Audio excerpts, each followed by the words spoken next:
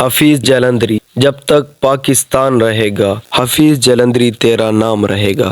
حفیظ جلندری نے ہر شخص کے دل میں وطن کی محبت جگانے والا قومی ترانہ پاک سرزمین شاد باد تخلیق کر کے پاکستان سے اپنا نام جوڑ لیا، جو رہتی دنیا تک جڑا رہے گا۔ آپ نے یہ خوبصورت ترانہ احمد غلام چاگلا کی دھن پر تخلیق کیا تھا، جسے حکومت نے اگست 1954 کو قومی ترانہ کے طور پر منظور کیا۔ سینکڑوں ترانوں میں حفیظ جلندری کا ترانہ منتخب ہوا تھا۔ قائد ملت لیاقت علی خان کے دور میں 1949 میں قومی ترانہ کمیٹی بنائی گئی۔ اس کا پہلا اجلاس عبدالرب نشتر کی رہائش گاہ پر منعقد ہوا تھا۔ تمام شعراء اور موسیقاروں کو ترانہ لکھنے اور اس کی دھن ترتیب دینے کی دعوت دی گئی۔ 100 سے زائد شعراء نے قسمت آزمائی، لیکن قومی ترانہ کے شاعر ہونے کا اعزاز حفیظ جلندری کے حصے میں آیا۔ یہی وہ کارنامہ ہے جو حفیظ جلندری کے نام کو رہتی دنیا تک زندہ کر گیا۔ حفیظ جلندری 14 جنوری 1900 کو ہندوستان کے شہر جالندھر میں پیدا ہوئے۔ ابتدائی تعلیم جالندھر کی جامع مسجد میں حاصل کی اور قرآن مجید ناظرہ پڑھا۔ حفیظ جلندری کو ہوش سنبھالتے ہی ادبی ماحول میسر تھا۔ وہ 7 برس کی عمر سے ہی شاعر کہنے لگے تھے۔ 1907 میں مشن ہائی اسکول میں داخل ہوئے اور بعد ازاں گورنمنٹ ہائی اسکول جالندھر میں داخلہ لیا۔ 1909 میں دواباریہ اسکول میں چلے گئے۔ یہیں سے ان کے دل میں جذبہ حریت پیدا ہوا اور تحریک پاکستان میں حصہ لینا شروع کر دیا۔ انہوں نے اسکول کی باقاعدہ تعلیم حاصل نہیں کی اور 7ویں جماعت میں ہی درسگاہ کو خیر آباد کہہ دیا تھا، مگر اس کی کمی کو انہوں نے خود پڑھ کر پورا کیا۔ آپ نامور شاعر مولانا غلام قادر کے شاگرد تھے۔ انہوں نے آپ کی شاعری میں نکھار پیدا کرنے میں اہم کردار ادا کیا۔ حفیظ جلندری نے جس دور میں آنکھ کھولی، اس زمانے میں اردو ادب کے تابندہ ستارے جگمگا رہے تھے۔ اقبال، مولانا حالی، داغ دہلوی، جوش ملی آبادی، پطرس بخاری، خواجہ حسن نظامی جیسے بڑے نام تھے۔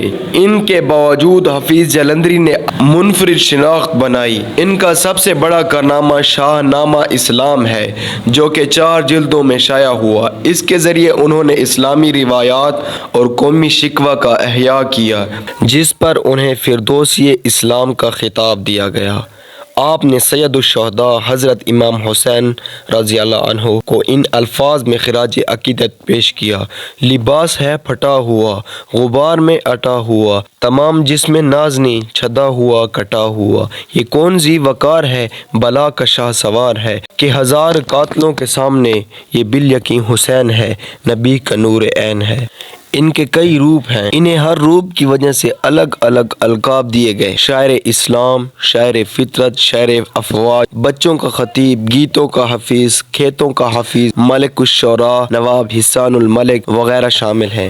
حفیظ علامہ اقبال سے بہت متاثر تھے، اکثر علامہ اقبال کے ہاں حاضری دیتے۔ علامہ اقبال نے جب 1926 میں پنجاب لیجسلیٹو اسمبلی کے انتخابات میں حصہ لیا تو آپ کی انتخابی مہم میں حفیظ بھی آپ کے ساتھ شانہ بشانہ کھڑے رہے۔ حفیظ نے اپنے مضمون حفیظ کا اقبال میں علامہ اقبال سے ان کی بے تکلفی کا ذکر کیا ہے۔ لکھتے ہیں کہ ایک روز علامہ اقبال نے علی بخش کو جلندھر بھیج کر مجھے لاہور طلب کیا اور کہا حفیظ تم میرا مرثیہ لکھنا، اور علامہ اقبال حفیظ جلندری سے شاہ نامہ اسلام میں ولادت رسول کے اشعار بھی سنتے تھے۔ حفیظ جلندری 1922 سے 1929 تک متعدد ادبی جرائد کے ایڈیٹر رہے۔ انہوں نے اپنی شاعری کے ذریعے برصغیر کے مسلمانوں میں آزادی کا جذبہ پیدا کرنے کے لیے اپنی قلم سے بھرپور کردار ادا کیا۔ ان کی نظموں میں سبق آموز پیغام ملتے ہیں۔ انہی کی ایک نظم کے شعر ہیں: جاگو سونے والو جاگو، وقت کے کھونے والو جاگو،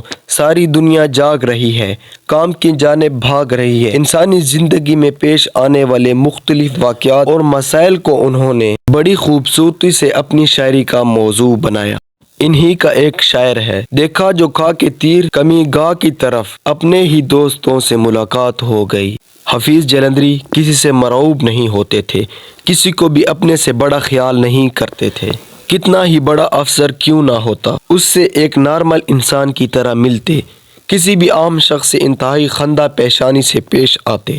بھارت میں بھی ان کی یکساں حفیظ جلندری پاکستان کے شاعر تھے مگر بھارت میں بھی ان کی یکساں مقبولیت تھی۔ بھارت کے سفارتی ادبی حلقوں میں انہیں انتہائی عزت کی نگاہ سے دیکھا جاتا تھا۔ انہوں نے اردو شاعری کو جو کچھ دیا ہے اس کا اردو ادب میں نمایاں مقام ہے۔ اردو ادب کے لیے گراں قدر خدمات کے اعتراف میں آپ کو حکومت کی جانب سے ہلال امتیاز تمغہ حسن کارکردگی سے بھی نوازا گیا تھا۔ حفیظ جلندری کے شعری مجموعوں میں نغمہ بار، تلخابہ شیریں اور سوز و ساز، پھول مالی اور بچوں کی نظمیں اور اپنے موضوع پر ایک منفرد کتاب چیونٹی نامہ قابل ذکر ہے۔ حفیظ جلندری نے 21 دسمبر 1982 کو لاہور میں وفات پائی۔